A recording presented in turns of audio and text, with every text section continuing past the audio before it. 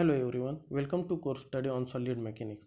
In today's lecture we are going to discuss a new topic of unit number 5 and the title of it is strength of the column, types of the end condition and the derivation of Euler's formula. So those three topics we are going to discuss in today's lecture. So first of all we will move to the strength of the column.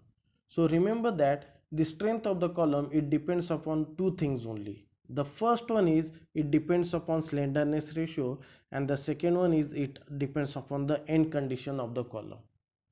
Okay, so how the slenderness ratio affects the strength of the column? If the slenderness ratio increases, the compressive strength of the column decreases as the tendency to buckle also increases. So remember that as the slenderness ratio increases, the compressive strength of the column also decreases. Okay, and it decreases because the tendency of buckle increases. Okay, so remember that with increase in the slenderness ratio, the strength of the column it always decreases. Okay, now the second condition is it depends upon the end condition of column. End condition of column means whether one end is fixed, other is free, whether one end is fixed, other is pinned one, whether both are pinned, etc, etc.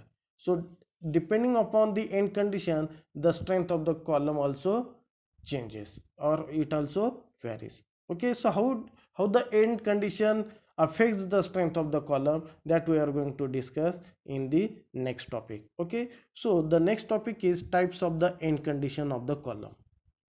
Okay, so we have four end condition. One end is fixed and other is free. Second condition is both ends are pinned or both ends are hinged. Third condition is one end is fixed and other is pinned or hinged. And the last end condition is both ends are fixed. Okay, so among these four end condition, the second end condition is considered as an ideal end condition. Remember that among these four end condition, the second end condition is considered as a ideal end condition. So what does it mean? So first of all we will move to the second end condition directly.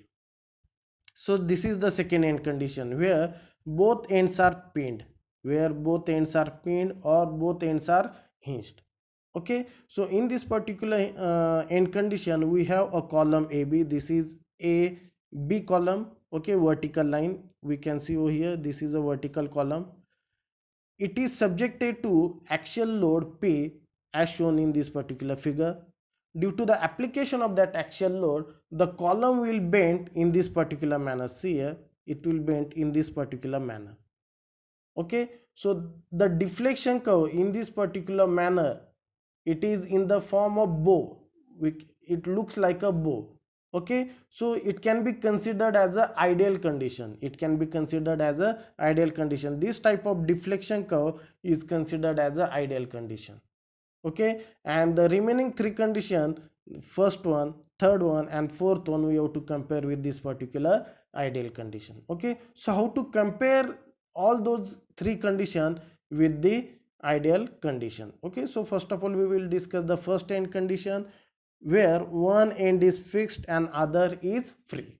Okay, so again we have a column AB which has a length L as shown in the figure. Okay, whose one end is fixed, that is end B is fixed, and end A is subjected to external load P. Due to the application of that external load P, the column will bend in this particular manner. See, I am highlighting again by a red color line. The column will bend in this particular manner. Okay, but as discussed earlier, we have to compare each and every end condition with the ideal end condition. Okay, so in ideal end condition we have the deflection curve in this manner. See here, it is just look like a bow. Okay, so as this is the half portion of the bow, we will extend that particular portion in the downward direction. If I extend it in downward direction, then this particular curve, it will look like this one. Okay, therefore the effective length for one end fixed and other end free can be given by twice L. The effective length can be given by twice L. Okay, because we have the original length L and if I extend by the same amount in the downward direction, then again it become L. So L plus L, it will become twice L. So we have the effective length for one end fixed and other end free equal to twice L. Okay, now we will move to the third end condition. Again, third end condition we have to compare with the second ideal condition. Okay, in third end condition we have one end fixed and one end pinned. One end is fixed whereas other end is pinned. Okay, so again we have AB column. In that case, B end is fixed one whereas end A is pinned one. Okay, and that particular column is subjected to external load P as shown in the figure.